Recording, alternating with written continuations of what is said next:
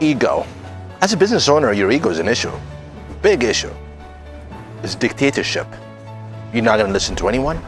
You're only going to listen to your voice. And remember, you're the one who's inside. A lot of people outside can see things you can't see. They can observe things you never observed. They might point things you pointed. But again, you're going to sit there and say, it's me. You're going to sit there and say, it's all about me and what my ideas are. I came up with the idea. I know what my business is. It's my money. I'm the one who put my money. I'm the one who took the risk. And I'm the one who's taking the risk. Absolutely true. But that's ego. That's not confidence.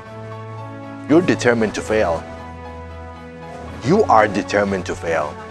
And unfortunately, a lot of startups have egos. I'm a startup. I've had an ego before. I realized it. I wouldn't listen to anyone.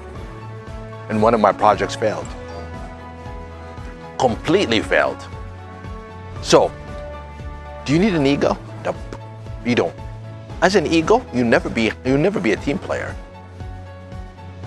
And you will never teach your team to lead. Second, you're never gonna have a culture in your organization. Third, teamwork will be dead. Completely dead. Fourth, your turnover will be very high. People are gonna quit on you. Even if you have 3 employees, they're gonna quit on you. Fifth, they're gonna hate to work for you. They're gonna hate to come to work. Park your ego.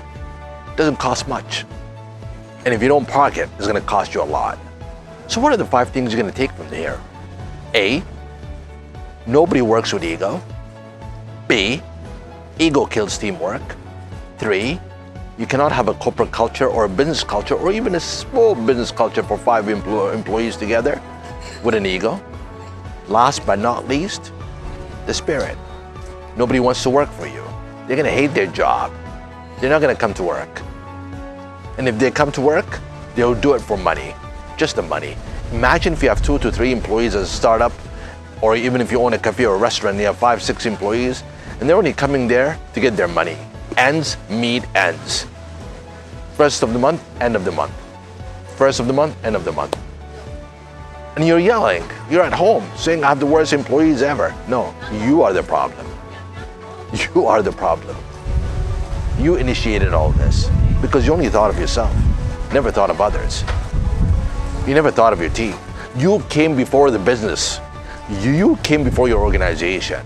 And every profit that you make, instead of reinvesting and training your employees, you decided to go and buy yourself a Ferrari because it fulfills your ego.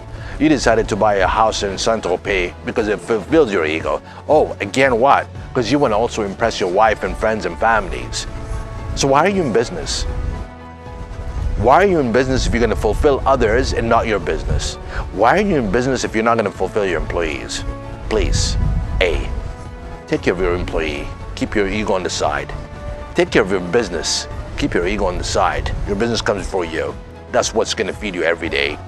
Third, teamwork. If you have an ego, teamwork would never be in place. It will be totally destructed. Spirit. Ego kills the spirit. You don't know it all. Everyone knows something. Everyone is an expert in something. Everyone is a consultant in something. All your 5 members or 6 members or 3 members of your organization have something to contribute. Last but not least, if you want to build a culture, you cannot build a culture on ego. Let me add another 3. You cannot build a brand on ego. The brand is just going to evolve around you. You, and not the business. You will fail. Another pointer. You will fail because of all the 6 reasons I gave you. 7 but not least again. 7 but not least again. It's all your loss. Not anyone's. They can quit. They can find jobs. You'll have to swallow and eat up everything. I have seen a clear example. I have invested in one of the projects just as a 10% owner. And the founder was so adamant that he was absolutely right in everything he does. So there was myself and 2 other investors. We couldn't even talk to him. And we saw the company going down. The whole time the company is going down, I'm just thinking of one thing. How can I get my money back? How can I get that money that I've invested for that 10%, get it back? I lost interest in the company. I didn't care for it. Because all he thought about him. He is the founder. He decides everything, whatever it is. No collective thoughts. No teamwork. What's the end? I'll tell you what's the end.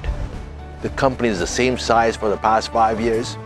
I wrote off my loss and I said, I'll swallow my loss. I'm not gonna think about it. I'm just gonna move forward.